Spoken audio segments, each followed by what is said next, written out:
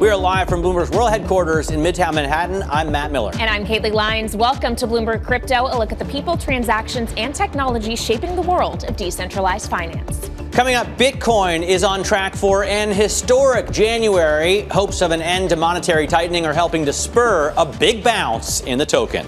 But can it last? We'll follow the flows and get the outlook for the rest of the year from the CoinShares CEO. And regulating crypto post-FTX, House Republican French Hill weighs the lasting impact of Sam Bankman-Fried's fall on politics and policy. All right, all of that is ahead, but first let's get a snapshot of the market. On your Bloomberg terminal, you can pull up CRYP Go. It will show you that basically every single digital currency we track is positive on the day. And Bitcoin, of course, the leader of that, it's up about 1.7% on the day. We are north of $23,000, while Ether is trading just south of $1,600, up about 2.3% for its part. But really, it's the altcoins that seem to be outperforming. Litecoin, for example, up 4.5% almost, Matt, and then Dogecoin, the big outperformer on the day, up 10%. Can't give you any real fundamental reason for that. But this is, of course, putting an end to what has been a really remarkably strong month for all of these guys. They're all up more than 30% in the month of January. Yeah, well, 2023 is setting up to be a pretty good year for crypto assets after last year's 64% plunge. In January alone, Bitcoin is heading to a roughly 40% gain. But the question is, will these gains stick around? Bloomberg's Abigail Doolittle has a look at the charts for us. Abigail? And Matt, there is some reason to think these gains may stick around. So here's the monthly gain that we're looking at in January. As you mentioned, nearly 40%. At one point, it had been more than 40%, and we were looking at the best month since 2020. Right now, we're looking at the best month since the fall of 2021. Importantly, the RSI, this is a monthly chart, so that monthly RSI, not anywhere near overbought. It has been overbought back in 2013, suggesting that the buyers are not tired yet. And when we combine that chart with this chart, this too is a monthly chart. We're really taking the longer view here. You can see a nice uptrend. You can see that Bitcoin is basically at all times hugging that 50-month moving average. You can also see these areas of consolidation that come down in triangles, that they tend to cause the buyers to completely sell and then reload and take Bitcoin higher. We're looking at a similar pattern right now. Matt suggesting that 2023 might be a great year for Bitcoin. You could even see Bitcoin take a run at its all-time high. And given the fact that in the past this has been used as a risk-on, risk-off sentiment, maybe 2023 is going to be a little bit more risk-on than many would have thought last year, Matt. Got it. Abigail, thanks so much. Abigail Doolittle talking us through the charts. Now, digital asset investment firm CoinShares writes in its 2023 outlook, this year will be a year of coming back down to earth, with many tokens likely being shunned for larger, more viable ones. As monetary policy reverses in the second half of the year, it's likely that we see much greater support for digital assets. Joining us now is Jean-Marie Mognetti, co-founder and CEO of CoinShares. Great to have you on the program. We've talked to Meltem Demirors a number of times, so I'm really happy that you could join us as well. Why do you think that the Fed is going to reverse policy this year, and how will that help Bitcoin, considering the fact that we've had this incredible run-up as the Fed raises rates? Yeah, so thank you for having me, first of all. I think the Fed started the whole process back in 2021, and that has triggered all the events we saw last year. From Luna to all the cataclysmic events we had. And the Fed pausing is giving like some contention over the market to see where we are going from there. We're going to see what the minutes are tomorrow, but that's certainly going to help the overall market. Fair enough. So the big run-up in rates actually happened earlier, or was priced in, I guess, by Bitcoin as it crashed and a lot of other crypto assets. Now, I guess the market is just pricing in what's expected to be either a pause or a pivot lately, and that's why we've seen the run from 16,000 to 23? Yeah, you can use that as a macro element, but you can also look at what's happened in terms of events at the end of Q3 and Q4 and how the market has recovered from that itself.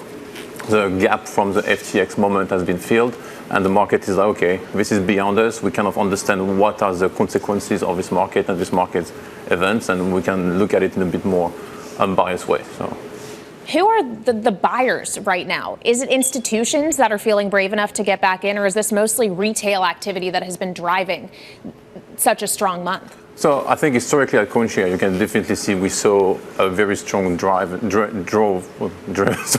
from since 2015 from the retail. But over the years, we saw the quality of the signature of the people joining being more and more institutional, and we can see more and more institutions like coming back to it and doing their homeworks and getting very, very opinionated, I would say, internally about is it the time to invest or not.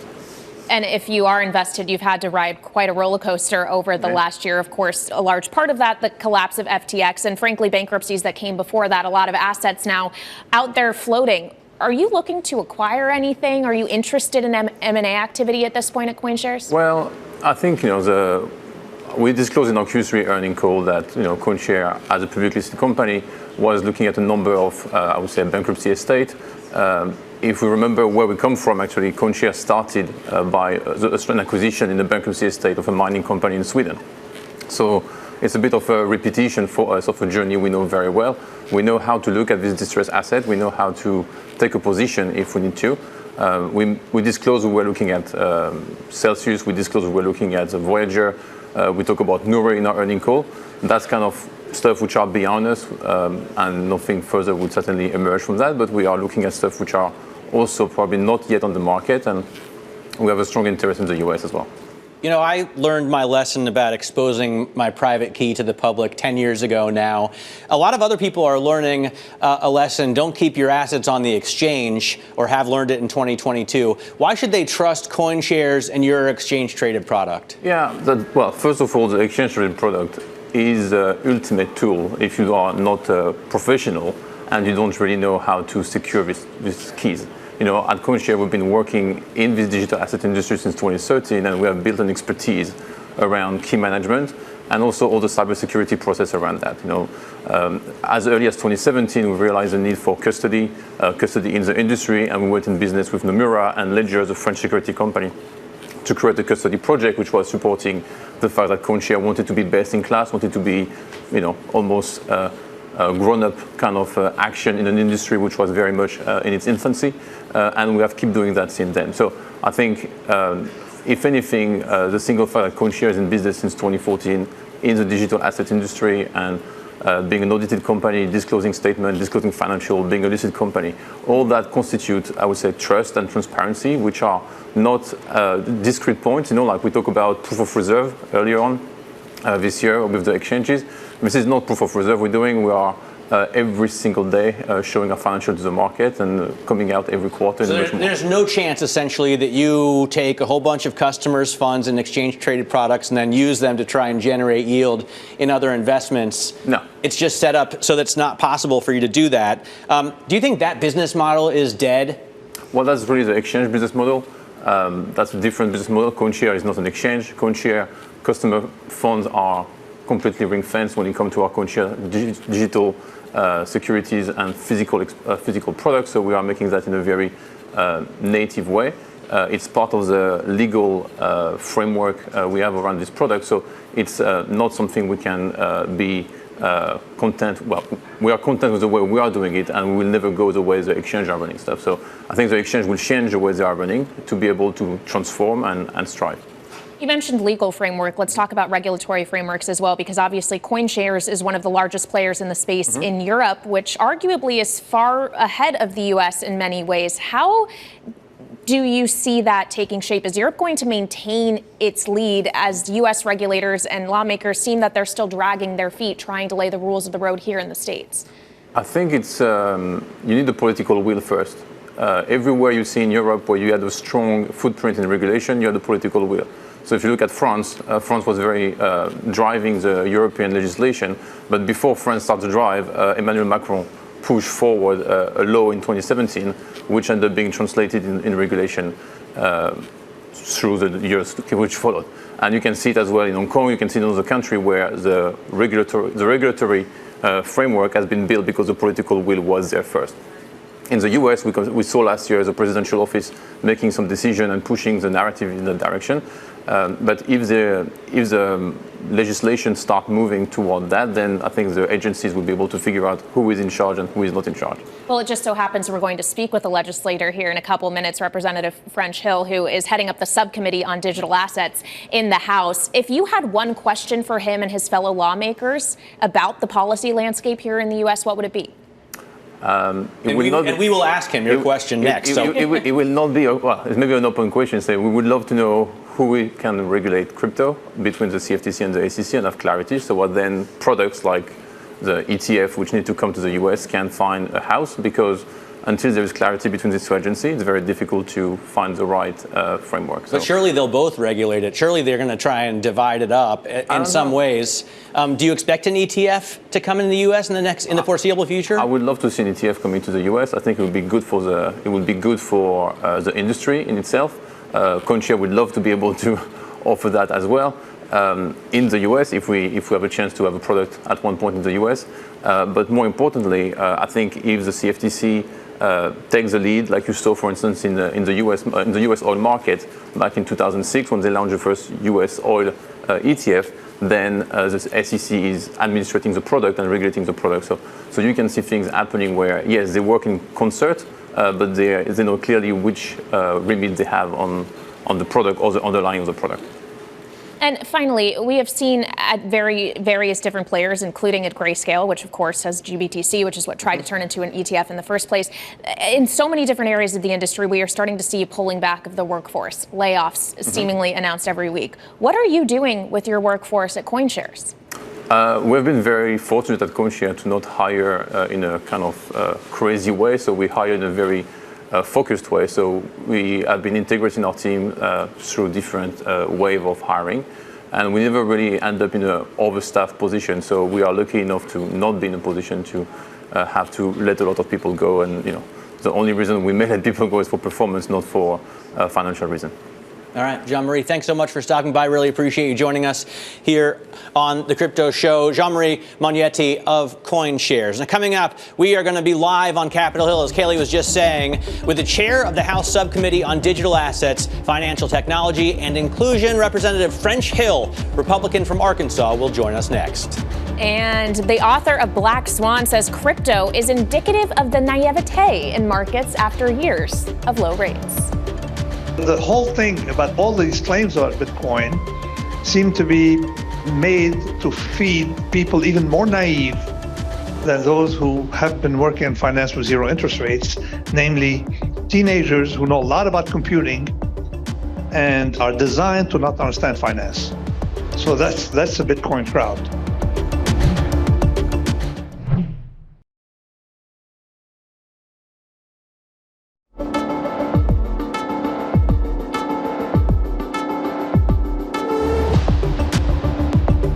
I believe that Congress will have, no doubt, several interesting proposed bills to consider in the coming sessions. And what I'm hopeful that we will see is clear direction from Congress regarding how they would like for us to proceed. We stand ready to take the direction of Congress as they would encourage us.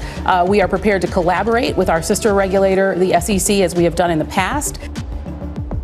That was CFTC Commissioner Kristen Johnson speaking on crypto regulation last week. Joining us now for more of that conversation from Capitol Hill is Representative French Hill, a Republican from Arkansas. He is the chair now of the House Subcommittee on Digital Assets, Financial Technology, and Inclusion. Congressman, thank you so much for joining us from Washington. We were just hearing from a CFTC commissioner herself about the desire to get some kind of rule of the road here as to what the SEC and CFTC should have the authority to regulate. The CoinShares CEO we were just speaking with also wants to see that defined. When do we expect that Congress will move on that? Well, it's such an important question, and I think the consistency in the regulatory framework and the transparency so that investors and innovators and consumers all know the rules of the road will really help financial technology and blockchain develop here in the United States. So I think our priorities look like this. I think we want to pick up where we left off in the last Congress, consider the definition of digital assets and the idea of a stable coin regime as a payment token. And then you're right. I think we need to look with our colleagues, both in the Senate and in the House Agriculture Committees, and make sure that we can develop a bright line test of what should be traded in an ag or commodity type environment versus something that's a security and under the regulation of the SEC. So these are big questions, and the Digital Assets Subcommittee is going to work to find the right answers in that framework. Well, Congressman, you mentioned there that this needs to be addressed in both the House and the Senate, which clearly are under different leadership. How optimistic are you about the prospects for bipartisanship on some of these financial regulation issues? Yeah, that too is an important question. Last year we saw good bipartisan cooperation, thinking through the definition of a digital assets, the regulatory framework for it, how to define a payment token and determine its transparency and collateral characteristics. That was done on a bipartisan basis. We had good cooperation and help from the Treasury Department. And I believe the collapse of FTX last fall has galvanized that interest in the Senate as well, which makes me optimistic that we can work together on a bipartisan basis and a bicameral basis and find the right policy solutions to help financial technology advance here in the U.S. Representative, I'd love to know just generally your takeaways from the FTX fiasco, especially considering that Sam Bankman-Fried was so widely consulted on Capitol Hill and that he funded so many campaigns. Yeah, well, I think FTX showed us that investors of all levels of sophistication don't have the right information to make decisions around this industry, whether you were talking about a lending transaction or a direct investment transaction. Those both were systematically failures when it came to Alameda and FTX. There are now 1 million creditors associated with the FTX bankruptcy filing.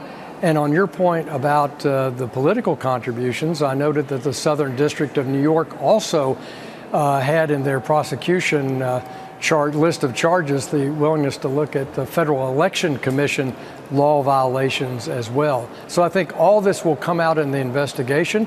And we still would like to have, in addition to John Ray, we would love to have Sam Bankman-Fried testify before the committee and tell us how the FTX saga unwound and what we can learn from that so that we can learn how to put the right regulatory framework in place. Does it delay, Representative, any possibility of, for example,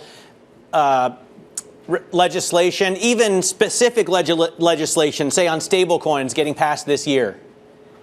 I don't think it delays it. I think what we saw in the FTX situation and the bankruptcy, it's going to be very informative to members of Congress and senators that are working on this, but it's not going to delay our collaborating together to propose a regulatory framework that we believe has a solid foundation so that America can be an innovator in the financial technology space and the use of blockchain.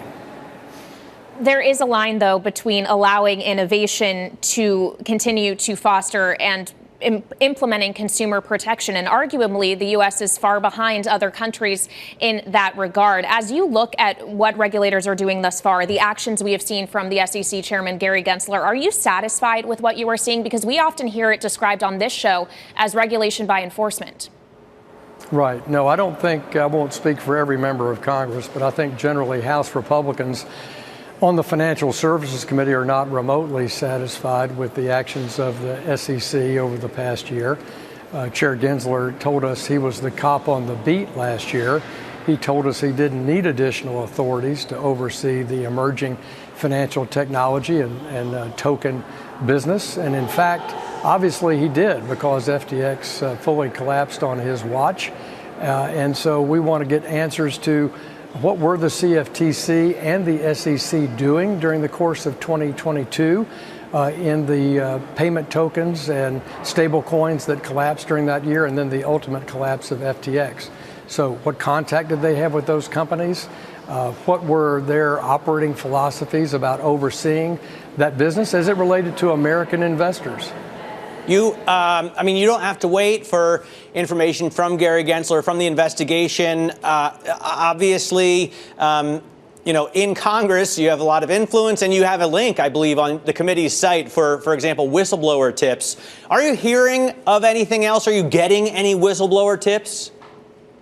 Well, we've just begun organizing for this Congress, and I can't answer the question about whistleblower tips, but I can assure you that my colleagues and I are discussing what's the right approach to the regulators as it relates to what happened in the last year and how do we want to proceed, and you'll see us do that over the coming weeks. All right. Well, we look forward to seeing your progress and hope you'll come back on this program to discuss it. Thank you so much to Republican Representative from Arkansas, French Hill. We really appreciate your time. And be sure to check out our Bloomberg Crypto podcast, which dives deeper than the daily market buzz to explore the stories like regulation as well as the people shaping the ever-evolving digital landscape. Look for that every weekday wherever you get your podcasts. This is Bloomberg.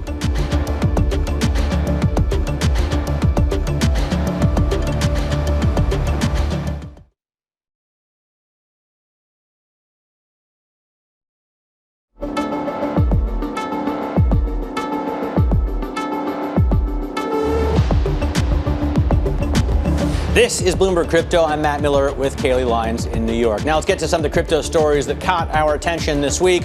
Hong Kong is sticking with a plan to become Asia's digital asset capital. The city says it's using the lessons learned from the crypto rout and the collapse of FTX to create a fresh regulatory framework that can protect investors and encourage growth. It's part of a wider effort to restore Hong Kong's credentials as a financial center after damage from COVID, curbs, and political unrest. And the identities of the two people who helped secure Sam Bankman-Fried's bail can be made public.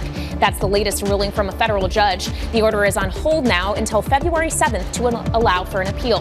Bankman-Fried was released from federal custody in December after putting up a $250 million bail package, which included two unidentified people signing on. Yes, and it ended up adding up to far less than $250 million. The first ever ETF centered on NFTs is shutting down. The Defiance Digital Revolution ETF, which launched at the end of 2021, will start liquidating its portfolio on or about February 16th. According to Defiance CEO Sylvia Jablonski, the fund failed to attract assets.